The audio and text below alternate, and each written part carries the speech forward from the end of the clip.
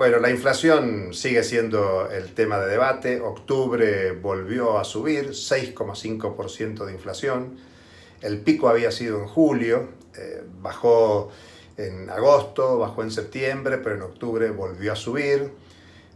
La perspectiva es que anualizada estamos en 88% de inflación. El horizonte de los 3 dígitos sigue estando ahí presente para todo el año 2022.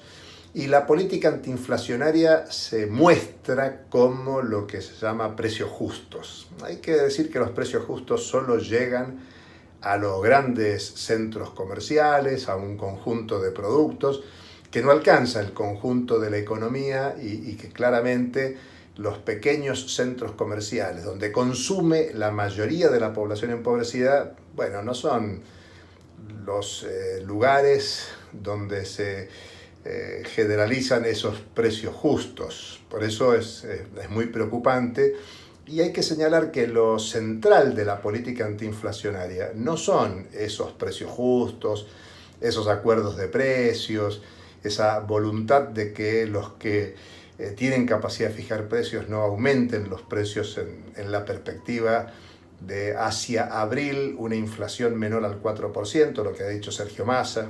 Él dice con un 3 adelante. Un 3 adelante puede ser 3,99%, por eso digo menos del 4%. La realidad de la política antiinflacionaria es el ajuste del gasto público social principalmente, porque de ninguna duda se disminuyen los pagos de intereses, por ejemplo, que ese podría ser un rubro muy importante para tratar de disminuir el gasto público en la Argentina. Pero claro, el tema de la disminución del gasto es la estrategia firmada, suscripta con el Fondo Monetario Internacional, tema del cual en estos días habló Martín Guzmán y prácticamente toda la coalición de gobierno salió a pegarle a Martín Guzmán.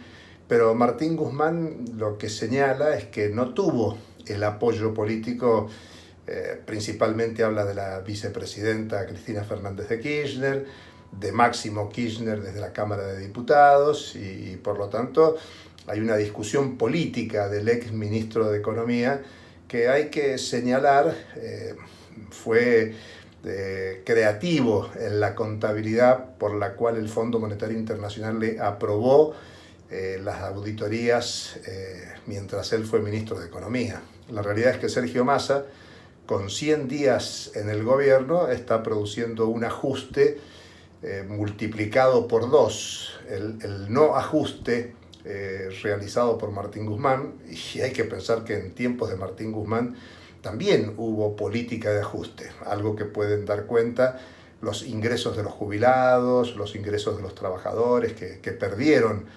respecto de los ingresos de los grandes propietarios de medios de producción. Pero pese al ajuste de Martín Guzmán, con mecanismos de contabilidad creativa, trató de mostrarle al Fondo Monetario Internacional que estaban cumpliendo con el acuerdo.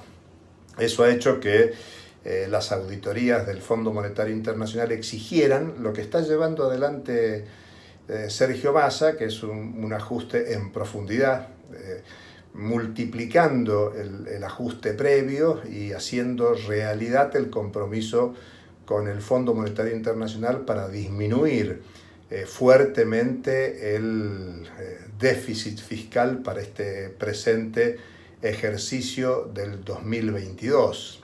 Digamos que la política antiinflacionaria responde a un enfoque monetarista de ajuste de las cuentas públicas, que tiene un impacto en el deterioro de las condiciones de vida de la población. Y en la perspectiva de modificar la política económica, la Argentina tenía ciertas expectativas en un clima latinoamericano ratificado con el triunfo de Lula en las elecciones brasileñas. Sin embargo, en la práctica concreta, el gobierno argentino tuvo que bajar la candidatura de Cecilia Todesca como titular del BID y apoyar al candidato del gobierno de Brasil, de Bolsonaro, como titular del BID. Un acuerdo hecho con Brasil y con Estados Unidos para obtener algunos lugares en la conducción del BID, pero favoreciendo una lógica de política exterior estadounidense y de tradición del BID a favor del ciclo de acumulación, favoreciendo la dinámica de concentración de los grandes capitales. Digamos que tanto por las cuestiones internas de la inflación local, la inflación global y las alianzas latinoamericanas aparecen comprometidas para el gobierno argentino en esta lucha difícil por el proceso inflacionario, sobre todo en un año electoral donde se juega el destino del país, no solo en economía, sino en política.